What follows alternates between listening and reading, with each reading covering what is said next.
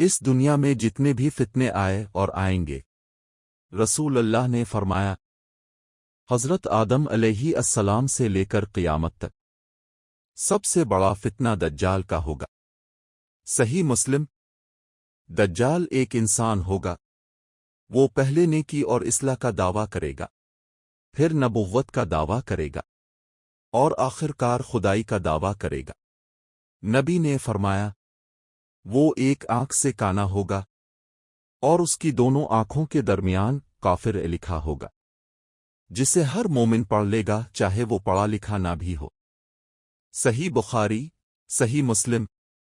وہ 40 دن دنیا میں رہے گا۔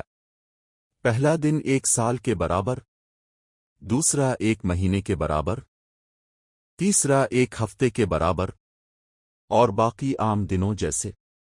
وہ لوگوں کو آزمائے گا، بارش کا حکم دے گا، زمین اگائے گی، یہ سب اللہ کی اجازت سے ہوگا، مگر بطور امتحان۔ نبی نے ہمیں حفاظت کا راستہ بھی بتایا۔